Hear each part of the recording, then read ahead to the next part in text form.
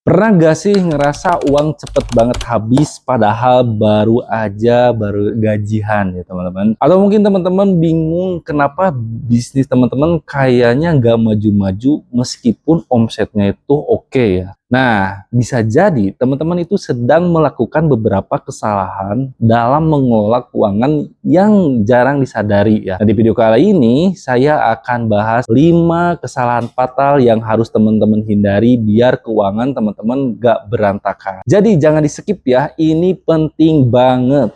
Warning. The stunts in this movie. Hey, shut the f up!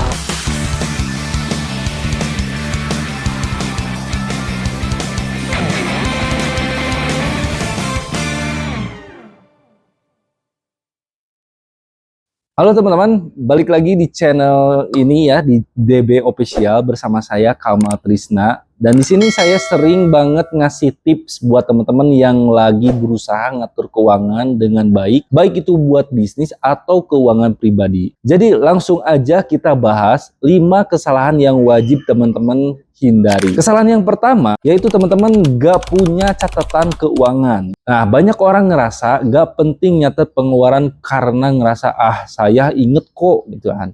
Padahal tanpa catatan keuangan, teman-teman itu nggak akan tahu kemana uang teman-teman itu lari ya.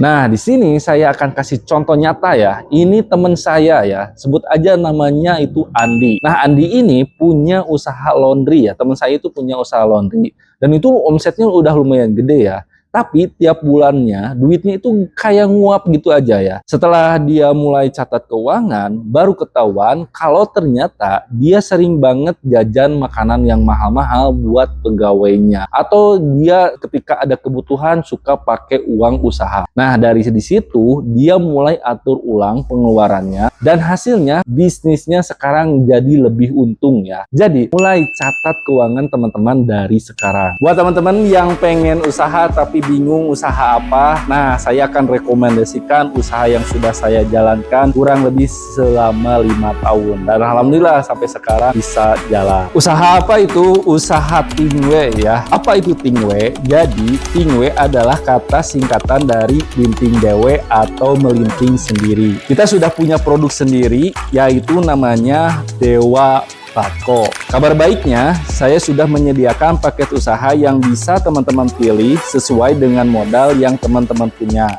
Nah, untuk modalnya sangat-sangat minim ya, mulai paket usaha modal 1 juta, 2 juta, 3 juta, sampai program buka toko yaitu 6,5 juta. Alhamdulillah ya, sudah ada di beberapa kota juga yang sudah buka sampai sekarang, alhamdulillah masih berjalan. Ini juga bisa jadi peluang usaha buat teman-teman yang di daerahnya yang belum ada usaha Tingwe ini. Gimana caranya? Caranya sangat simpel ya teman-teman. Teman-teman tinggal langsung aja klik link yang ada di deskripsi atau bisa hubungi nomor saya ya. Nanti teman-teman bisa telepon ataupun video call. Nanti akan sharing-sharing, saya akan sharekan juga pengalaman-pengalaman saya. Jadi ditunggu ya. Yang kedua, menggabungkan keuangan pribadi dengan keuangan bisnis. Nah, ini nih sering kejadian, teman. Jadi duit bisnis sama duit pribadi itu sering dicampur jadi satu. Saya punya kenalan juga ya, ini teman saya. Dia itu usahanya jualan online. Kita sebut aja namanya Dika ya. Nah, karena keuangan bisnis dan pribadinya itu nyampur, dia gak nyadar kalau modal usahanya tuh makin lama makin habis ya. Jadi pas saya saranin bikin rekening terpisah, dia jadi bisa ngontrol pengeluaran dan untungnya malah jadi naik drastis ya. Jadi solusinya gampang ya teman-teman. Jadi ketika teman punya usaha, bikin rekening terpisah buat rekening bisnis dan rekening pribadi. Nanti jadi ke teman-teman akan kelihatan dan akan lebih rapi. Untuk poin yang ketiga, yaitu teman-teman itu gampang tergoda dengan promo ataupun diskon ya. Nah, di sini siapa yang suka kalap ketika lihat tulisan sale atau promo-promo 11 atau 12? Nah, tenang ya teman-teman. Teman-teman itu nggak sendiri. Saya pernah banget ngalamin ini ya. Jadi waktu itu, tiap lihat diskon, saya langsung beli. Padahal barangnya nggak selalu dibutuhkan. Akhirnya, lemari penuh dengan barang yang jarang kepake dan duit saya itu malah habis gak jelas. Nah, ini solusinya yang pengalaman saya, yaitu teman-teman harus bikin list kebutuhan sebelum belanja, dan teman-teman itu harus disiplin sama list itu.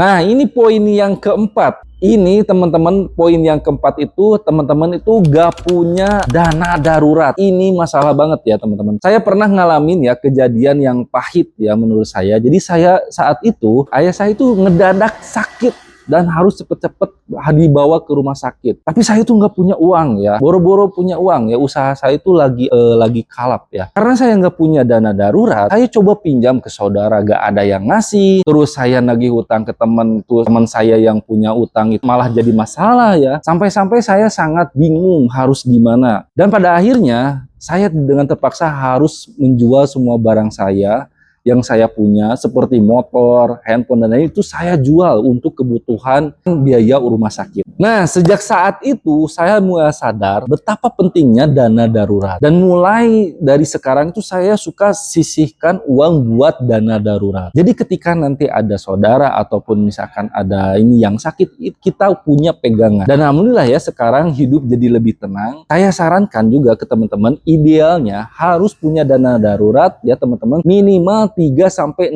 bulan dari pengeluaran bulanan teman-teman. Nah, ini penting banget ya biar teman-teman itu nggak kelabakan saat ada kejadian yang tak terduga. Poin yang terakhir, dan ini poin yang sangat penting, itu yang kelima, yaitu gaya hidup yang nggak sesuai dengan penghasilan. Nah, punya barang mahal itu boleh aja ya teman-teman, tapi kalau misalkan sampai bikin pengeluaran teman-teman lebih besar daripada pemasukan, ya siap-siap untuk tekor ya teman-teman. Nah, saya kasih contoh ya, saya punya kenalan salah satu orang ya, dia itu baru naik gaji, terus langsung beli motor mahal, beli handphone yang mahal, yang terbaru ya. Jadi gaya hidupnya itu bisa langsung berubah. Nah, ujung-ujungnya tiap akhir bulan dia itu malah sering utang. Nah, jadi belajar bedain antara kebutuhan dan keinginan ya, itu kuncinya. Jadi teman-teman itu harus belajar bedain antara kebutuhan dan keinginan. Itu catat ya, itu sangat penting menurut saya. Nah, itu 5 kesalahan fatal yang teman-teman harus hindari ya, biar keuangan teman-teman itu lebih sehat dan bisnis teman-teman itu makin cuan. Nah, kalau teman-teman merasa usahanya yang susah berkembang, terus bisnisnya tiap bulan selalu minus, coba deh buat laporan keuangan yang lebih rapi dan lebih detail lagi. Nah, mudah-mudahan video kali ini bisa bermanfaat untuk teman-teman. Kalau misalkan bermanfaat, tolong share ke teman-teman yang lain biar video ini bisa bermanfaat untuk kalian juga.